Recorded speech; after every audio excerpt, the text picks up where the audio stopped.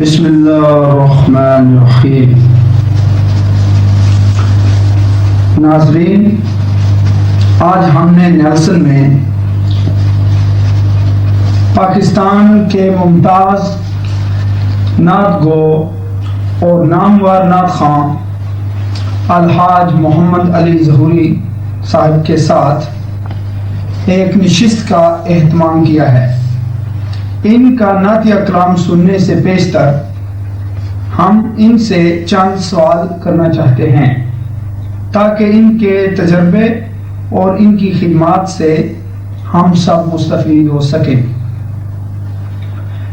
تو ظہوری صاحب، آپ نے نعت گوئی اور نعت خوانی میں منفرد انداز کی طرح ڈالی ہے۔ یہ بتائیے کہ نعت گوئی اور نعت خوانی کی ابتدا آپ نے کب اور کیسے کی؟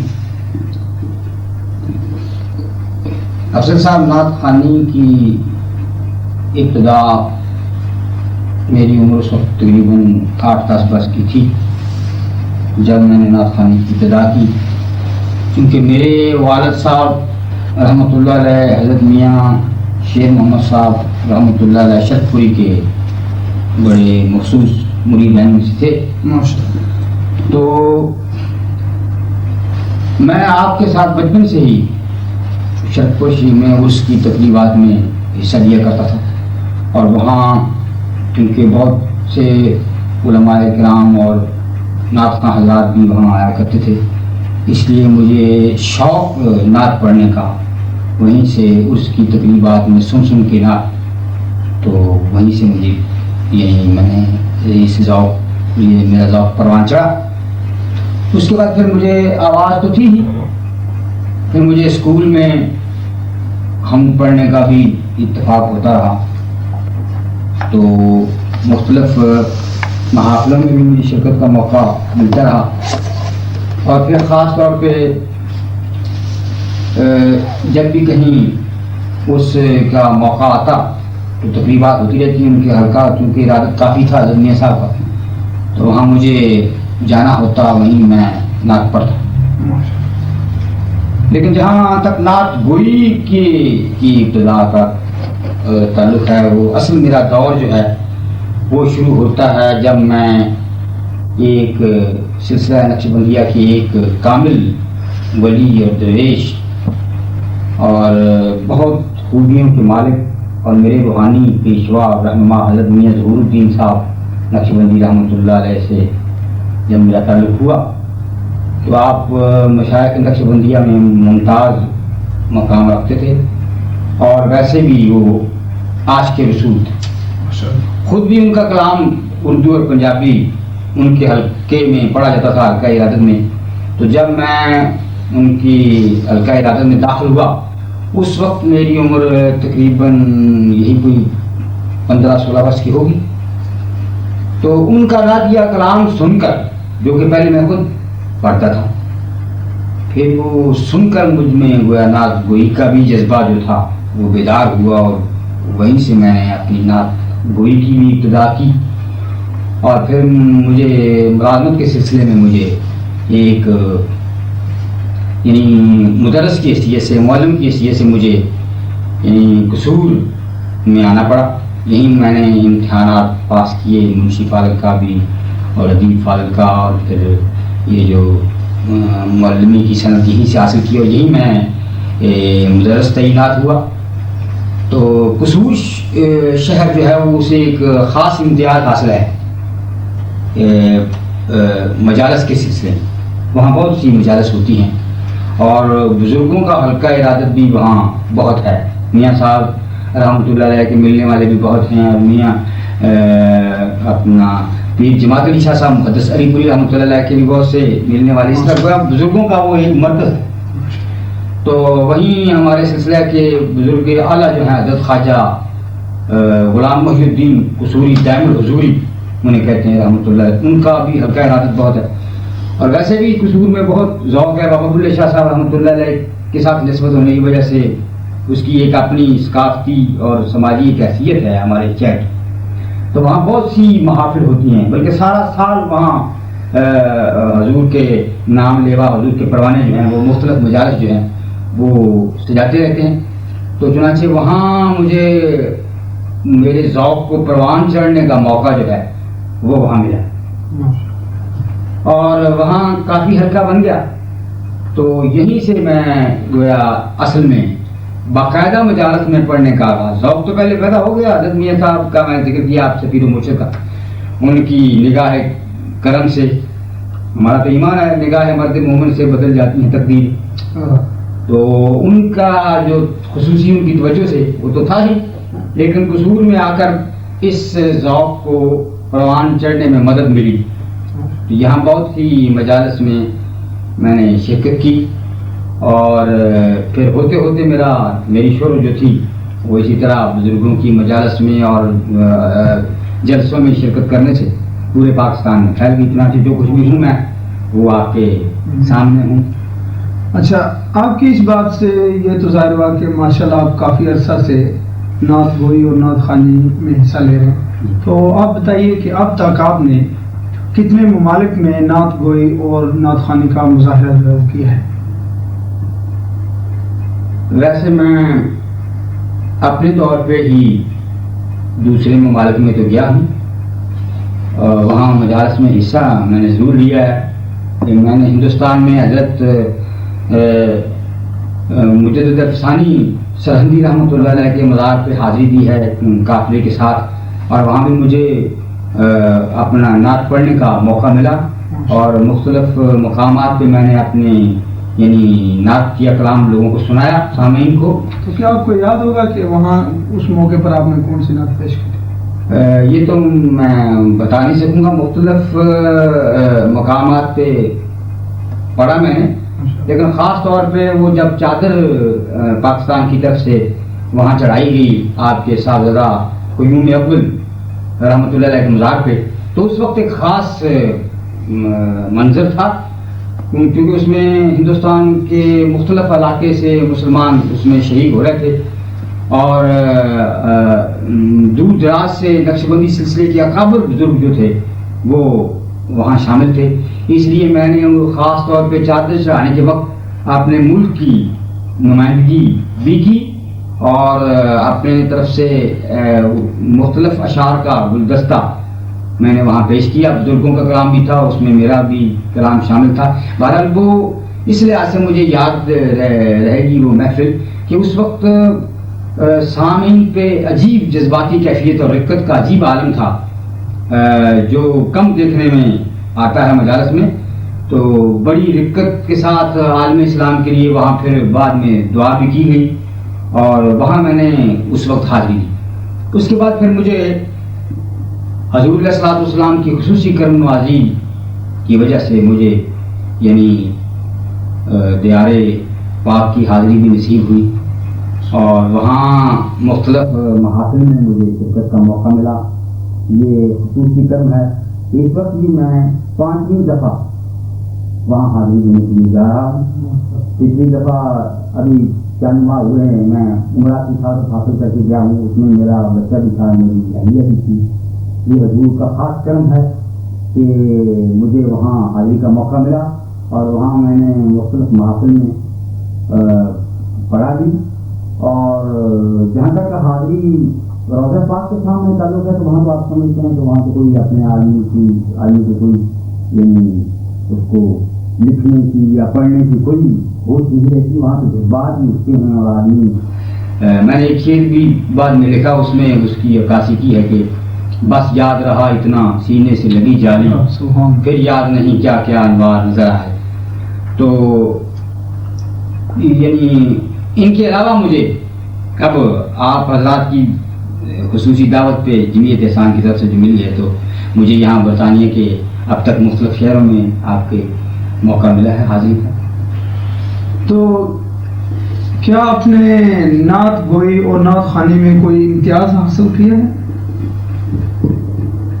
نعت خوانی اور نعت گوئی میں جہاں تک کوئی امتیاز حاصل کرنے کا تعلق ہے وہ میں تو یہ سمجھتا ہوں کہ حضور کا سنا ہاں ہونا ہی بہت بڑا امتیاز ہے. لیکن پھر بھی اس میں مجھے ایک موقع ملا مقامی طور پہ تو کئی ایک محافل میں مجھے خصوصی طور پہ اسناد بھی ملی ہیں اور تمغے بھی ملے ہیں، لیکن ایک کل پاکستان مقابلہ نعت خوانی کراچی میں منعقد ہوا تھا آج سے کوئی 7-8 برس پہلے. تو اس وقت وہاں وہ پاکستان نعت کونسل بنی تھی، اب تو شاید اس کی جگہ کچھ اور وہاں ان لوگوں نے اور کوئی جماعت بنائی ہے. بہرحال وہ انہوں نے کل پاکستان بنیاد پہ مختلف شہروں سے مقابلے کروانے کے بعد جو نعت خواں آزاد منتخب ہوئے تھے ان کو انہوں نے وہاں مدعو کیا تھا. اس میں بڑے بڑے نامور نعت خواں تھے. تو دوسرے سال اس میں مجھے اللہ کے فضل و کرم سے اول انعام انہوں نے دیا اور خانہ کعبہ کے ماڈل پہ ایک ٹرافی بھی تھی، وہ مجھے انہوں نے دی. اور اس سے اگلے سال بھی پھر میں گیا تو پھر بھی مجھے خصوصی انعام وہاں سے ملا. باقی سب سے بڑا انعام تو میں سمجھتا ہوں کہ اس سے بڑا انعام اور کوئی ہو ہی نہیں سکتا جو ثنا خاں حضور صلی اللہ علیہ وسلم کے در اقدس پہ حاضر ہو جائے. اس سے بڑا انعام اور میں کچھ نہیں سمجھتا. مجلس حسان جو آپ نے پاکستان میں قائم کی ہے جی، اس کو قائم کرنے کا خیال آپ کو کیسے آیا اور اس کی کارکردگی کیا ہے؟ یہ آپ نے بڑا اچھا سوال کیا ہے آپ نے اور بڑا وسیع سوال ہے. یہ آج سے تقریباً 16 برس پہلے کی بات میں آپ کو بتا رہا ہوں. اس وقت میں مختلف محافلوں میں شرکت کرتا تھا، لیکن جب یہ دیکھتا تھا کہ لوگ مختلف بزرگوں کے دن مناتے ہیں، مثلا یوم حالی مناتے ہیں، یوم اقبال مناتے ہیں، یوم غالب مناتے ہیں، تو میں ان ایام میں یعنی ان کے یاد میں جو پروگرام ہوتے تھے مقامی طور پر ان میں بھی شریک ہوتا رہا. تو مجھے خیال آتا رہا افضل صاحب کہ آخر ہم لوگ جو نعت گو ہیں، نعت خواں ہیں، ان کی جو روایت ہے یا ان تک جو یہ سلسلہ آ رہا ہے، یہ اس کا آغاز کہاں سے ہوا اور جنہوں نے ان کا آغاز کیا ان کی یاد کوئی تازہ نہیں کرتا، نہ ان کو کوئی مطلب ان کی یاد میں کوئی نشست کا اہتمام کرتا ہے، نہ ان کا کوئی دن مناتا ہے. میری مراد یہ ہے کہ ہمارے پاس تاریخ میں جو نعت گوئی کے سلسلے میں سب سے نمایاں نام ہے وہ حضرت حسان بن ثابت رضی اللہ تعالیٰ عنہ کا ہے. تو مجھے یہ خیال آیا کہ بھئی آخر ان کا دن کیوں نہ منایا جائے اور ان کی یاد میں مجلس کیوں نہ قائم کی جائے، جبکہ وہ ہمارے امام بھی ہیں اور پھر دربار رسالت مآب صلی اللہ علیہ وسلم کے ایسے ایک رتبے کے وہ شاعر ہیں کہ ان کو حضور نے منتخب فرمایا. علماء سے کبھی کبھار ان کے متعلق سنا کرتا تھا اور ان کی زیادہ ان کے متعلق تفصیلات کبھی سننے کا موقع مجھے نہیں ملا. تو یہ خیال مجھے آتا رہا کہ آخر ہم اپنا سلسلہ جس سلسلے کا آغاز جب کرتے ہیں تو پھر کہاں سے کریں. تو چنانچہ حضرت حسان بن ثابت رضی اللہ تعالیٰ عنہ کی ذات کے ساتھ عقیدت کا ہونا لازم تھا.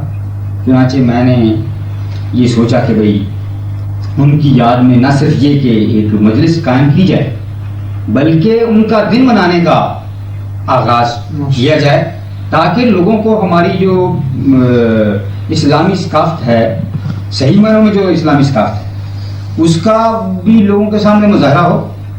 اور پھر جو لوگ یہ سمجھتے ہیں کہ بھی نعت خوانی کوئی آج کی پیداوار ہے یا ہماری محض ایک اپنی ایجاد ہے، ان کی غلط فہمی بھی دور ہو اور لوگوں کو دربار رسالت مآب صلی اللہ علیہ وسلم کے اس عظیم منتخب شدہ نعت خواں اور نعت گو کا صحیح معنوں میں تعارف بھی ہو. یہ میرے پیش نظر تھا اس وقت، یہ میرا جذبہ تھا.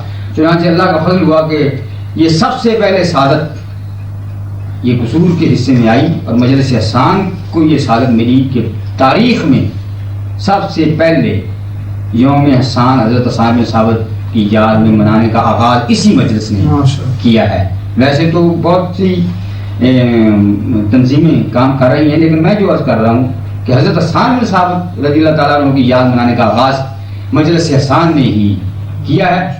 نعت گوئی اور نعت خوانی کی اسلامی معاشرہ میں کیا اہمیت ہے؟ افسر صاحب یہ بھی بڑا اہم سوال ہے. اسلامی معاشرہ میں جہاں تک نعت خوانی اور نعت گوئی کی اہمیت کا تعلق ہے، پہلے تو آپ یہ ایک بات ذہن میں رکھیں کہ علامہ اقبال رحمۃ اللہ نے فرمایا ہے کہ وجود حب نبی کے کامل ایمان سبحان. جس قسم کا میں شعر وہ بھول گیا، مفہوم ان کا یہ ہے کیا کہ بغیر محبت حضور کے انسان کا ایمان مکمل نہیں ہوتا. یہ بات پہلے آپ ذہن میں رکھیں. تو یہ دیکھنا پڑے گا کہ نعت جو ہے یہ ہے کیا. اصل میں محبت جس کسی کے ساتھ بھی ہو تو انسان اس کی تعریف کرتا ہے، تو اس کا اپنے الفاظ میں اس کا اظہار کرتا ہے، اس کی خوبیاں بیان کرتا ہے، اس کی عادات اس کو اچھی لگتی ہیں، اس پہ وہ اپنا اظہار کرتا ہے. تو نعت کے معنی تعریف کرنے کی. تو اب سوال یہ ہے کہ حضور علیہ الصلوۃ والسلام کے ساتھ جو مسلمانوں کو محبت ہے، یہ بات ثابت ہے کہ اصلی ایمان کی جان یہ بات ہے کہ حضور علیہ الصلوۃ والسلام کو اپنی تمام تر اپنی زندگی سے بھی عزیز جانے. حالانکہ زندگی سے زیادہ کوئی چیز انسان کو قیمتی نہیں ہے، پیاری نہیں ہے، لیکن مومن وہ ہے، کامل مسلمان وہ ہے جو حضور علیہ الصلوۃ والسلام کو اپنی ہر مال جان ماں باپ اولاد و زندگی سے بھی زیادہ پیار کرے، محبت رکھے. تو چنانچہ یہ تو ہو گئی ایمان کی دلیل. اب محبت کے جو مظاہر ہیں وہ یہ ہے کہ محبوب کی تعریف کی جائے، محبوب کے افعال کا تذکرہ کیا جائے، محبوب کی صورت کا تذکرہ کیا جائے، محبوب کی سیرت کا تذکرہ کیا جائے. تو نعت جو ہے یہ میں سمجھتا ہوں کہ اپنے مفہوم میں یعنی تھوڑے وقت میں نثر میں تو بہت زیادہ تفصیلات بیان کرنی پڑتی ہیں آدمی کو، تب جا کے آدمی اپنے مفہوم کو واضح کرتا ہے، حضور صلی اللہ علیہ وسلم کی محبت کے واقعات بیان کرتا ہے. لیکن شعر گوئی جو نعت گوئی اور نعت خوانی ہے، اس میں آدمی ایک شعر میں، مثال کے طور پہ آپ نے وہ شعر سنا ہوگا کہ لا یمکن الثناء کما کان حق بعد از خدا بزرگ توئی قصہ مختصر. یہ اس ایک مصرے میں بعد از خدا بزرگ توئی قصہ مختصر میں یہ اتنا اس کا وسیع مفہوم ہے. تو گویا نعت جو ہے یہ حضور علیہ الصلوۃ والسلام کے ساتھ محبت و عقیدت کے اظہار کا ایک بڑا متبرک اور مؤثر ذریعہ ہے. تو لازمی بات یہ ہے کہ جب تک محبت دل میں پیدا نہ ہو آدمی نعت پڑھ ہی نہیں سکتا. حضور سے اگر محبت نہ ہو تو پڑھ ہی نہیں سکتا اور دیکھ ہی نہیں سکتا. سمجھ میں آئی بات؟ تو ایک دنیاوی محبوب کے لیے شاعر جب لکھتا ہے تو آپ نے غزلوں میں دیکھا ہوگا کہ بہت ساری تعریفیں کی جاتی ہیں. تو حضور علیہ الصلوۃ والسلام کی ذات تو محبوبوں کی محبوب ہے. اور پھر دیکھیے نا، ایک طرف تو مخلوق کے محبوب ہیں سرکار اور ایک طرف خدا کے محبوب. تو نعت خوانی میں جہاں اور بہت سی چیزیں یہ دیکھنا پڑتا ہے کہ خدا تعالیٰ کا بھی محبوب ہے جو جس کی نعت کہی جا رہی ہے، اور مخلوق کا بھی محبوب ہے. تو اس میں بہت یہ ایک نازک مقام ہے. اور نعت خوانی میں بھی اس کو دیکھنا پڑتا ہے پڑھنے میں کہ حضور علیہ الصلوۃ والسلام کی نعت کی عظمت جو ہے وہ برقرار ہے. بہرحال نعت خوانی جو ہے اور نعت گوئی جو ہے یہ لوگوں مسلمانوں کے دلوں میں حضور علیہ الصلوۃ والسلام کی محبت کا بیدار کرنے کا ایک ذریعہ ہے. اور آپ جانتے ہیں کہ اسلامی معاشرے میں اگر حضور علیہ الصلوۃ والسلام کی محبت دلوں میں پیدا ہو تو پھر ساری حضور علیہ الصلوۃ والسلام کی سیرت جو وہ انسان کے سامنے ہوگی. اور جب حضور کی سیرت سامنے آئے گی تو سیرت پہ اس کی تقریر ہوگی. تو اسلامی معاشرہ جو ہے اس میں نعت خوانی کا ایک بہت بڑا رول ہوگا، نعت گوئی کا ایک بہت بڑا رول ہوگا. بہرحال اسلامی معاشرے میں نعت خوانی کی اہمیت یہ ہے کہ یہ مسلمان کے دل میں حضور علیہ الصلوۃ والسلام کی محبت بیدار کرنے کا ایک ذریعہ ہے اور حضور کی سیرت کے مختلف پہلوؤں کو اجاگر کرنے کا بھی ذریعہ ہے. تو اس سے اسلامی معاشرے میں کی یعنی بہت بہتری ہوتی ہے اور حضور علیہ السلام کی محبت کی بنیاد ہے اسلامی معاشرے سے ایک اور سوال کرنا چاہتا ہوں جی. اور وہ یہ ہے کہ نعت خوانی اور نعت گوئی کے فروغ کے لیے آپ کے نزدیک کیا اقدامات ہونے چاہیے؟ دیکھیے افضل صاحب، جہاں تک نعت گوئی اور نعت خوانی کے فروغ کا تعلق ہے تو مختلف تنظیمیں اس سلسلے میں کام کر رہی ہیں، لیکن میں سمجھتا ہوں کہ اس کے فروغ کے لیے نچلی سطح سے یعنی طلباء سے اس کا آغاز ہونا چاہیے. کالجوں اور اسکولوں میں باقاعدہ نعت کی محافلیں بھی ہونی چاہیے اور یعنی جو حمد ہوتی ہے صبح اس کے ساتھ اگر نعت بھی پڑھی جائے تو یہ میرے خیال میں ایک قدم تو یہ اچھا ہوگا. اور پھر حکومت کی سطح پہ بھی نعت خوانی کے مظاہرے جو ہیں وہ ہونے چاہیے. عوام تو کرتے ہی ہیں. سردست ہمارے پاس عرس کی جو مجلس ہوتی ہے، جہاں جہاں بھی عرس ہوتا ہے، منعقد ہوتے ہیں، ان میں نعت خوانی کا ہوتا ہے سلسلہ، یا مختلف تقریبات ہوتی ہیں ہمارے مختلف مواقع پہ، ربیع الاول شریف کے مہینے میں اور رمضان شریف کے مہینے میں ہوتی ہیں نعتیں. لیکن جس قدر اس کا اہتمام ہونا چاہیے ابھی اس قدر نہیں ہوا. ذرائع ابلاغ کو بھی اس سلسلے میں کام زیادہ کرنا، ریڈیو پہ تو ہوتا ہے لیکن ٹی وی پہ ابھی تک محفل میلاد جو ہے نا وہ ہمارے شروع نہیں ہو سکی. ہم چاہتے ہیں کہ وہ بھی ماہانہ ہو جائے تو اس سے بھی بڑا نعت خوانی کو فروغ حاصل ہو. ایک اور بات جو سب سے زیادہ ضروری ہے اور جس کی میں شدت کے ساتھ جس کو محسوس کرتا ہوں وہ یہ ہے کہ ابھی نعت گوئی اور نعت خوانی کا، نعت گوئی تو خیر شعراء اپنے اپنے طور پہ اس میں کام ہو رہا ہے اور مختلف شعراء حضرات اس موضوع پہ کافی کچھ لکھنے لگے ہیں. باقاعدہ نعت کو ایک اہمیت حاصل ہو گئی ہے ادب میں. لیکن جہاں تک نعت خوانی کی تربیت کا تعلق ہے ابھی تک کوئی ایسا ادارہ قائم نہیں ہو سکا جس میں باقاعدہ نعت خوانی کے لیے تربیت دی جائے. اب آپ کہیں گے کہ اس کا طریقہ کار کیا، تو اس کے لیے اس کا نصاب بھی بڑی آسانی سے مقرر کیا جا سکتا ہے. میں نے علماء کرام سے اس بارے میں تبادلہ خیالات کیا ہے اور میری اپنی کوشش ہے کہ جتنی جلدی ہو سکے اس کی کوئی یعنی تربیتی کورس جس طرح ہوتا ہے اس انداز سے اس کام کا آغاز کیا جائے. اس کے بنیادی لوازمات تو یہ ہیں کہ اس میں یعنی نعت خواں کے لیے علم بڑا ضروری ہے. اشعار مختلف نعتیہ کلام اس کا حافظہ بھی ہونا چاہیے تاکہ مختلف نعتوں کو وہ نعتیہ اشعار کو وہ موزون کر سکے. اور تلفظ اور ادائیگی وہ بھی ایسی ہونی چاہیے کہ نعت کا اپنا ایک تقدس جو ہے وہ قائم ہے. مثلا یہ فلمی ترجموں پہ جو خالصتاً فلمی ترجموں پہ نعتیں ہیں اس سے وہ درجیں تو خیر لوگوں میں ہویت نہیں ہوتی لیکن وہ تقدس جو ہے نعت کا وہ مجروح ہوتا ہے. تو اس کا بھی خیال رکھنا، یہ ساری باتیں جو ہیں نا یہ ساری تربیتی کورس میں اس کا باقاعدہ ایک ادارہ ہو، اس ادارے سے جو فارغ ہو تربیت حاصل کر کے نعت اس کو باقاعدہ سند ملے.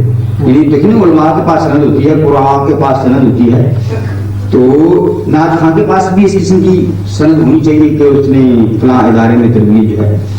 مجلس اسلام کا ایک پروگرام ہے اس سلسلے میں ایک ادارہ جو ہے وہ قائم کیا جائے اور اس سلسلے میں کوششیں ہو رہی ہیں. آپ دعا فرمائیں کہ اللہ تعالیٰ کامیاب کریں. لیکن یہ سب لوازمات اپنی جگہ پہ، سب سے بڑی جو بات ہے نعت خوان میں وہ یہ ہے کہ اس کا اندرونی اس کا جو جذبہ ہے اندر وہ سچا جذبہ جب تک اس میں خلوص اور محبت اور سچی عقیدت موجود نہ ہو اور اس کا کردار بھی جو ہے وہ صحیح نہ ہو. یعنی اور فنکار کے لیے مثلا جو فنکار ہیں ان کے لیے اتنی لوگ ان کی کردار پہ نگاہ نہیں کرتے جتنی عالم اور بزرگ اور نعت خواں کے لیے ضروری ہے کہ اس کا چال چلن اس کا کردار بھی جو ہے وہ صحیح اور پاکیزہ کردار کا حامل ہو. نعت خواں ویسے تو خیر ہم لوگ خدا کے کہ گناہ گار بندے ہیں، لیکن بہرحال کوشش یہ ہونی چاہیے کہ نعت خواں کے حرکات و سکنات جو ہیں وہ ایسی ہوں جو نعت کی عظمت کو مجروح نہ کریں. تو یہ اقدامات جو ہیں نا یہ بھی بڑے ضروری ہیں، اور یہ بغیر ادارے کے اس کا وہ حل نہیں ہو سکتا.